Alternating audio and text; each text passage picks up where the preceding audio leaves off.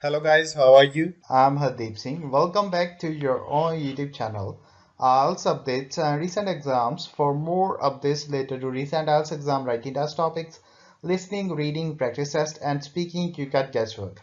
Please, guys, participate in everyday listening and reading practice test to achieve your desired band score in your actual IELTS exam. Please hit the like and subscribe button. Press the bell icon for the upcoming notifications. Don't forget like, subscribe and share my YouTube channel and my Facebook page, IELTS updates and recent exams. Part 1. Hear a conversation between a salesperson of a car company and a man who wants to buy a two-wheeler. You have some time to look at questions 1 to 10.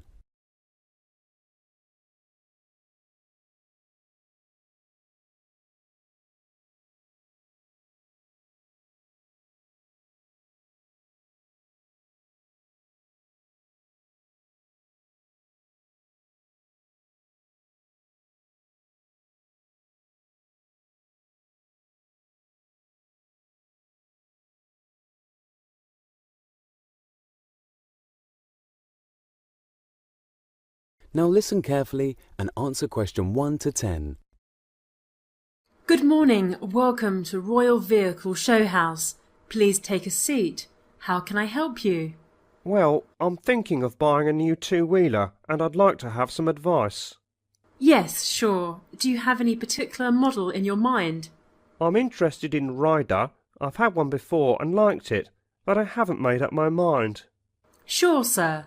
We've got different models. Right. What about the engine size? The one that I've got is a 1-litre engine, but this time I need 1.25 litres. Right. Well, I think the model you're looking for is the Black Cat. Here's the picture. Oh no, have you got any other? Yes, here is another, the Leopard. Oh, yes. Have you got it? Yes, I'll just get a few more details. What kind of gears do you want? Automatic or manual? I want automatic. I've already driven manual gears. Right. Well, now, here's the colour chart. Which one would you like to have? The black is very popular at the moment. Yes, it is nice. I like black colour, but actually I think I prefer this metallic grey. Yes, that's popular too. I think I'll purchase that. Presently, this is out of stock. You will have to book it first. How long will it take to receive the vehicle after booking? Minimum 3 months and maximum 6 months. Oh, it's very long. I can't wait for so long.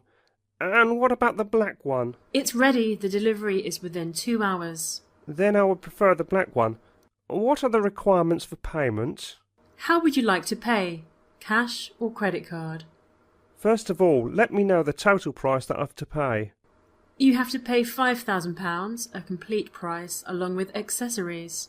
Oh, it's too high for me to pay all at once. Is there any provision of instalments? Yes, there is, but the documentation will take 3 to 4 days, and the head office will first approve it after verification. Then only will it be delivered to you. Oh, that's not a problem for me. I'm working in a government department, so documentation is not a big deal for me. That's fine. For that you have to fill a form. OK, I'm ready for that. Right, here is the form. Your name, sir? My name is George Little. It's Georgelitle.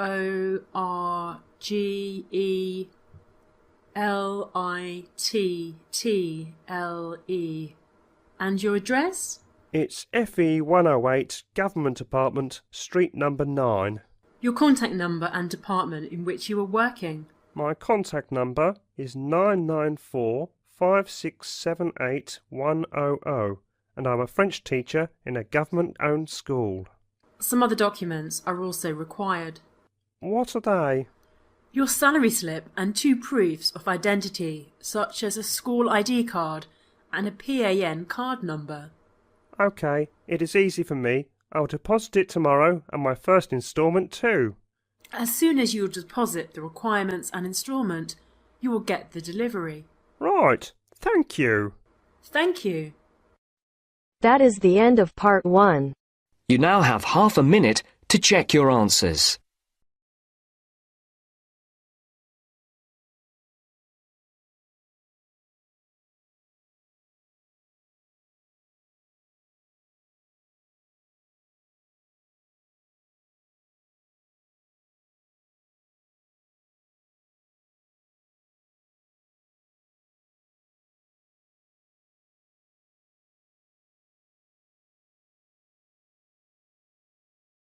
Now turns to part 2.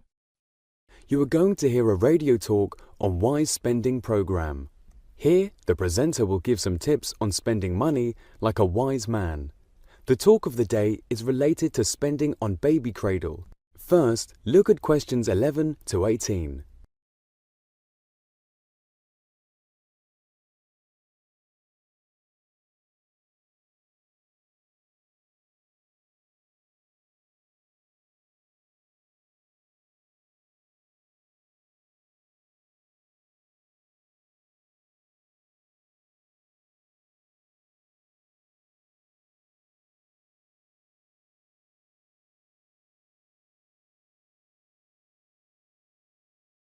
Now listen to the recording and answer questions 11 to 18. Hello and welcome to today's Wise Spending programme, where we are giving some wise tips on spending money like a wise man. In today's show, we are talking about baby cradles. The cradles were displayed in a furniture fair organised by the state authorities. Let's start about different types of cradles that are for babies of up to 1 year old. There were 3 types of cradles displayed fit for the budget of every pocket. We'll feature the good points, the problems and the remarks also. The first cradle was displayed under the name Unique Baby Cradle. It has several good points to mention. Most of the mothers like the wheels, which make it easy to move. They were happy that it can be moved anywhere, even in the kitchen while working. The only problem is that it requires a large space to settle. Most of the mothers gave remarks, not suitable for small rooms. The next cradle was Happy Kids Cradle. The mothers were pleased to see the facilities. The cradle is adjustable, can be adjusted according to the space.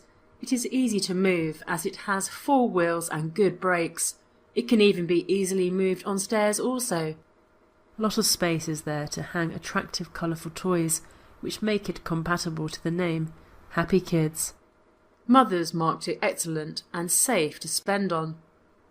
And finally, the last display was Smile Baby Cradle.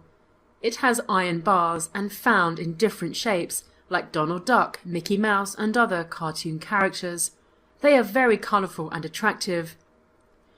The negative thing is that they are very small in size and is after 3 months of the baby being born, it has to be changed. The cradle is safe in every aspect. Its attractive wheels will help to move it from one place to other. It can be folded and is easy to carry in the car also. So most of the young mothers were attracted towards it.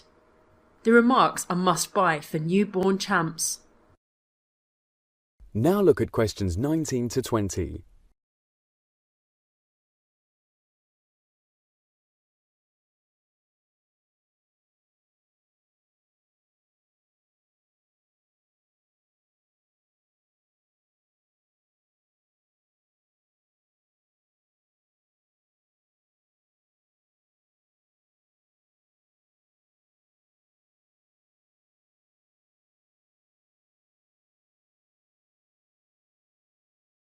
As the talk continues, answer questions 19 and 20. So this was all about the cradles displayed during the furniture fair. Mothers were mainly concerned with the safety rather than the cost and beauty. But yes, young mothers found if beauty is there with safety, it's like a cherry on the cake. They were all curious about the facilities, convenience and price also. We hope they all found things that they were searching for. That is the end of part 2. You now have half a minute to check your answers.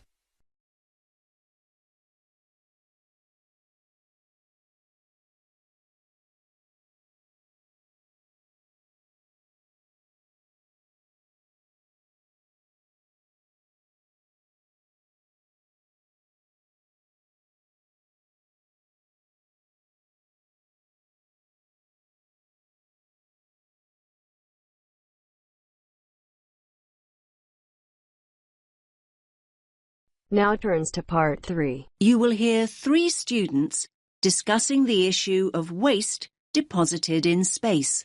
First, you have some time to look at questions 21 to 26.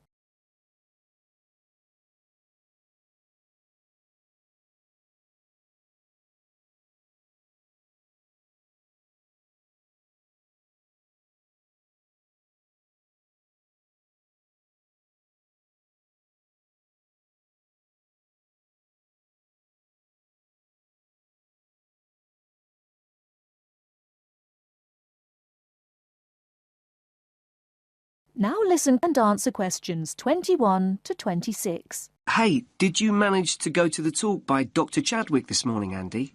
I was there. What happened to you, Sam? My bike had a puncture. Seriously. Anyway, Ruth, I bet you took some notes. Can you fill me in? Sure. It was all about space junk. Really interesting, actually. I mean, I knew about how much rubbish humans are dumping here on planet Earth, but I had no idea how much junk there is flying around in space. Did you know that there are literally millions of pieces of rubbish orbiting the Earth as we speak? Not until now, I didn't. They reckon that around 100 tons of very small objects, like mainly dust, drops on Earth every single day. Yes, that's what she said. I thought space junk was all man-made. I can't believe they know so accurately how much is actually out there. Do they track and monitor it all the time? Yeah, they do. According to the talk, there are nearly 25,000 objects larger than 10 centimetres in diameter now orbiting the Earth. And what does all this space junk consist of? Isn't it all discarded parts of rockets that were either broken or left behind after space missions, like Apollo and all those spacecraft from years ago? Well, yes, but not only that. All other kinds of debris that we've dumped in space too. Anything from dead satellites to loose metal screws. There are even tiny particles of paint and liquid coolant. So who is to blame for depositing all this rubbish? Where does it come from? Well, I knew you were going to ask me that, Sam. So, hang on. You can take some of my notes if you like. Thanks a lot. That's really helpful. Here, look. Over a third, 37% to be exact, comes from Russia. But other countries are close behind. Another third, well, just under actually, 29% is from America, and then 28% is from China. Yes, but other countries, like India, are adding to the rubbish pile. And don't forget the European Space Agency also has spacecraft in orbit. That's true. We're talking serious space junk here. Pretty serious, I'd say. So come on, what do you think are the chances of something solid dropping from space onto our heads? Good question. Everyone asked that. Dr. Chadwick said at least one piece of junk falls to Earth every single day. But look at it this way. Earth is a pretty big place, so actually the statistical chances of being hit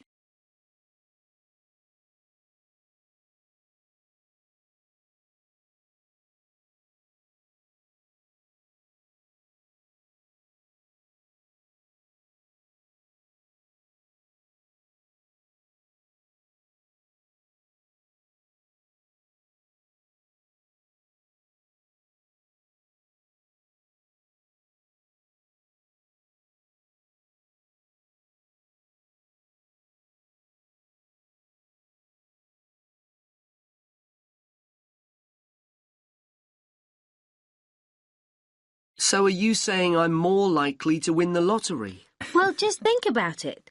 2/3 of the Earth is ocean. That's true. But in time, almost all these pieces of rubbish will fall to Earth because the object's orbit is decreased by its gravitational pull. But the good news is that they don't cause any serious damage.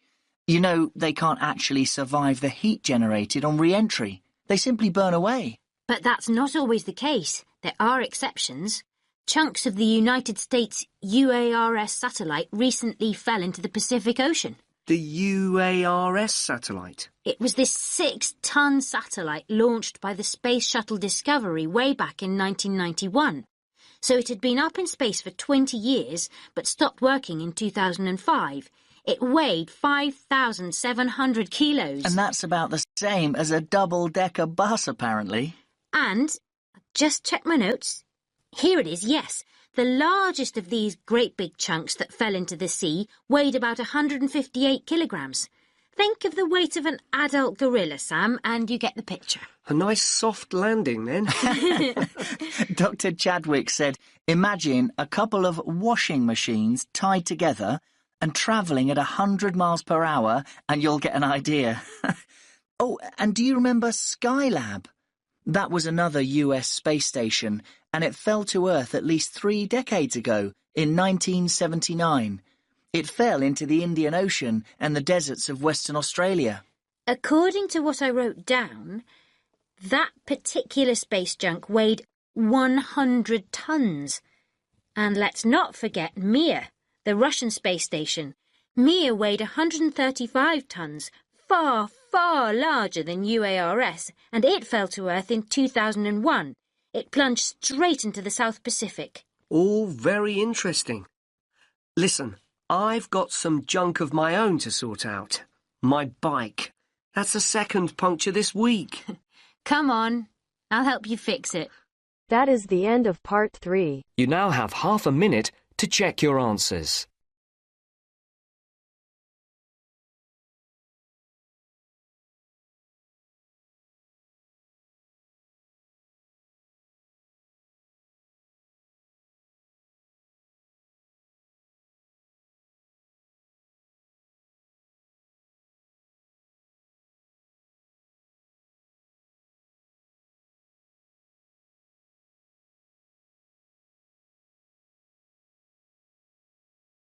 Now turns to part 4. You will hear a man talking about tourism and the environment. First, you have some time to look at questions 31 to 40.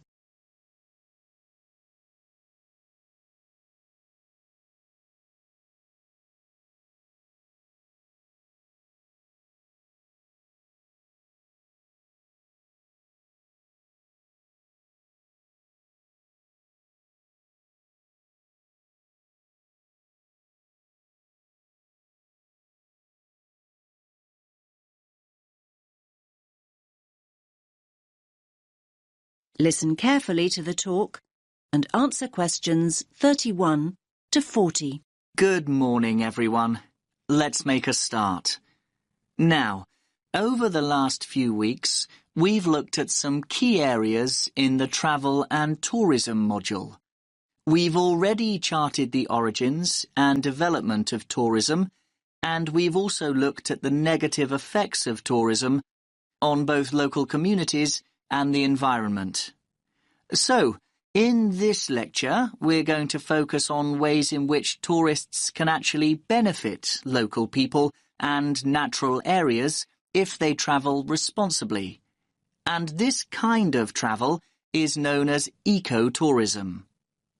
Now, there's no one definition of ecotourism. In fact, it can be interpreted in a number of different ways. This means it represents different things to different people. And sometimes people misunderstand ecotourism altogether. They think of it as just spending time in nature or natural areas. However, the truth is far more complex.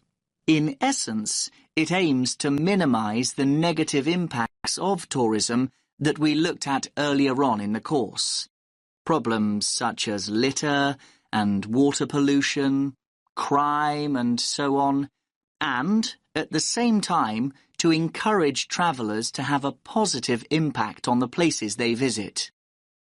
Now, there are many other words to describe a similar idea to ecotourism.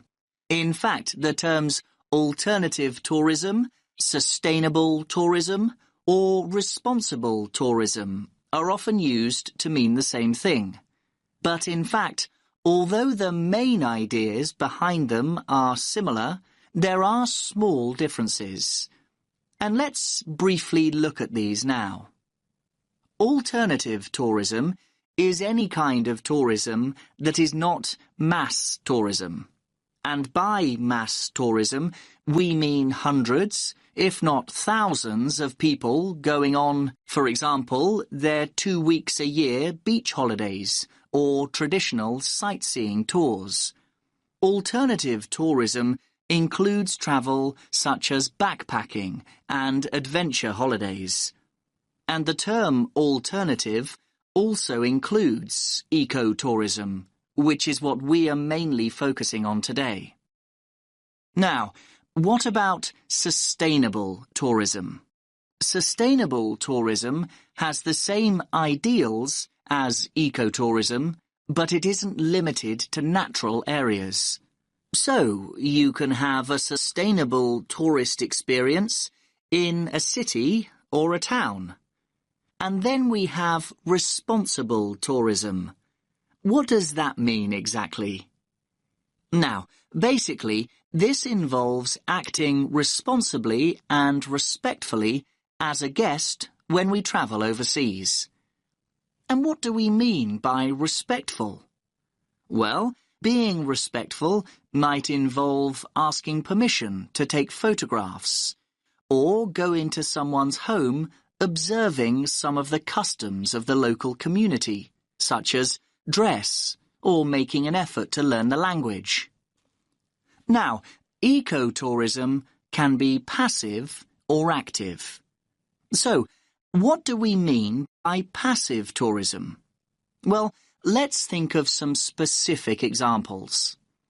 A passive tourist might buy their holiday package from a company that donate part of their profits to local charities. Or a passive tourist might book environmentally friendly accommodation. This means choosing to stay in a hotel which may use solar power as a source of energy, or changes sheets and towels for their guests less frequently. Now, active ecotourism's a way for people to enjoy everything that nature has to offer, and at the same time enable them to leave a positive mark on the environment. Now, this kind of ecotourist is sometimes referred to as a voluntourist. That's a combination of volunteer and tourist. You get the idea. Now, voluntourists prefer to experience a new place in an active way. And this doesn't mean sitting in a tourist bus or listening to a pre-recorded guide. Basically, they want to physically connect with the place they're visiting, and this includes connecting with humans and animals. Now, their approach to travel can make a real difference and can really benefit the places and the communities they choose to visit. Voluntourists often help local people construct and repair buildings, or it could mean being willing to help a community with nature conservation.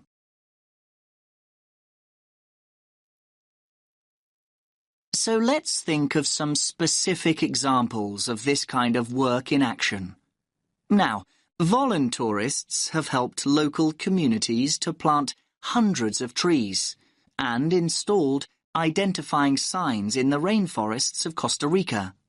They've also helped with sustainable food production in Cuba, and in Jamaica, they've been involved in the cleaning up of local rivers. And in Thailand, they've worked on building ecologically sustainable reforested habitats.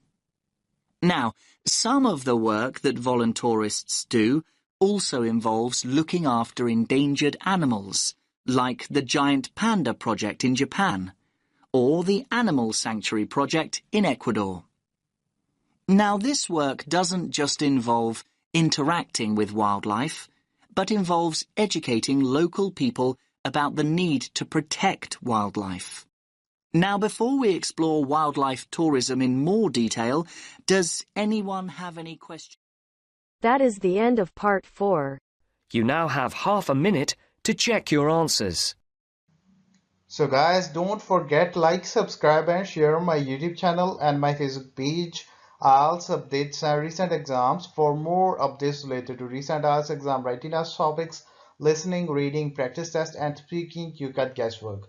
Please guys, participate in everyday new IELTS listening and reading practice tests to achieve your desired band score in your actual IELTS exam. For more IELTS material, visit my official website www.ieltsupdatesandrecentexams.com. The link is given below in the description. If you need PDF files of latest IELTS material, then please join my Telegram channel. So guys, please write your score below the comment section. Again, thanks for listening. God bless you all guys. Stay tuned, stay safe.